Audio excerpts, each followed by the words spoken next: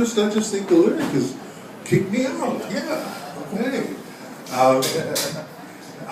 That little girl who just sang for you when she was in the third grade, her choral teacher said, she's got a special voice. I'm going to have her sing a solo. And as we came to listen to her. You think she was right?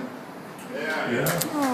I think she'll come and sing for you again if you encourage her. And it's a treat for me to see her. She's my biggest fan, of course. Woo! That's my daddy. By a lot. She's the one who got me into doing this. Let me tell you, there's a question of integrity here, and I want to share with you Jeffrey, who's your server, the man with the long blonde hair. Jeffrey, can you come out here?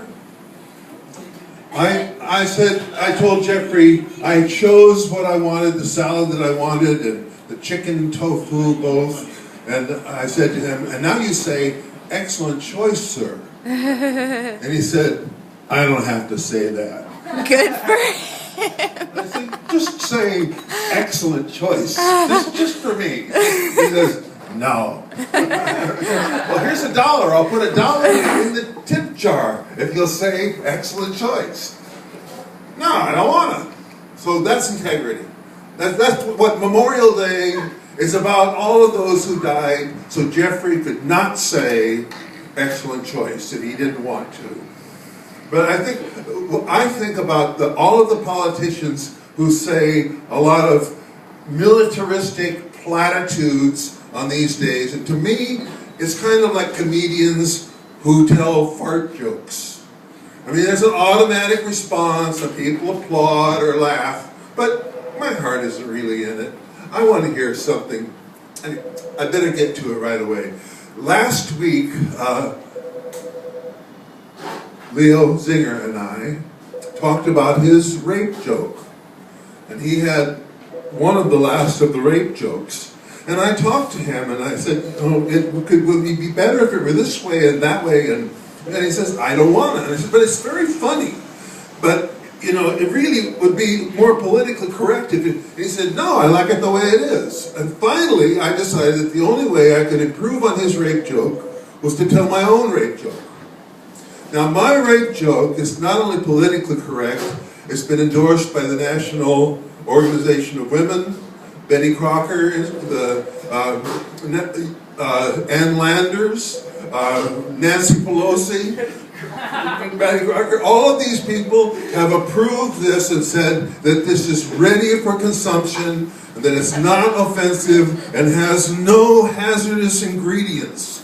And whoever the people are who put the ratings on the films, they call this PG-13. So here we go. Here's this rape joke. And I don't like to tell rape jokes, but you have to. How else are you going to establish your credentials as being edgy and do things that are unpopular? So this is a story.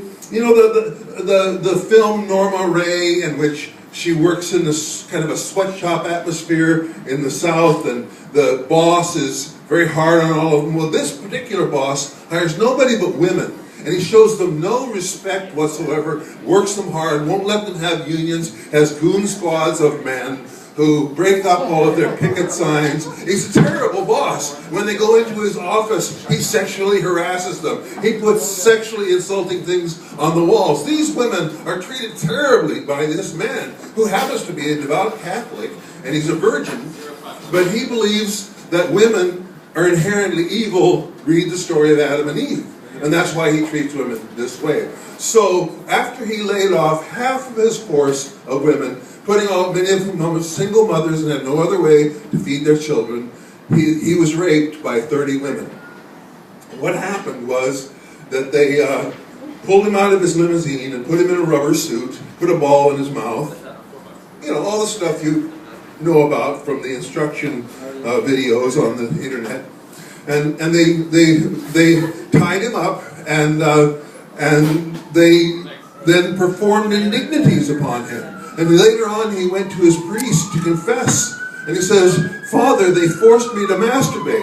And his father said, well, Masturbation, of course, is a sin, but if you did it under duress, then that's excusable. Say one Our Father, and they went on down the list of things that happened. He says, but the thing that happened was they kept making me touch them, and they kept having orgasms, but they wouldn't allow me to ejaculate. Can you imagine the torture of anybody who would have sex with another person, and they would have their own climax, but they wouldn't see to it that their sexual partner had a climax? This is the most vicious, terrible thing I've ever heard of.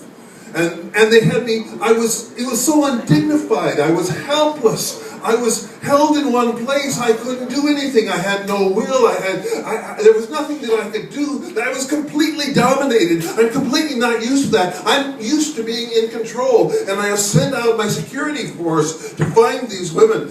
And the priest said, well, revenge will get you nothing, my son. He says, revenge, nothing. I want to see him again next week. That's it. Yay! Go, Daddy! Woo!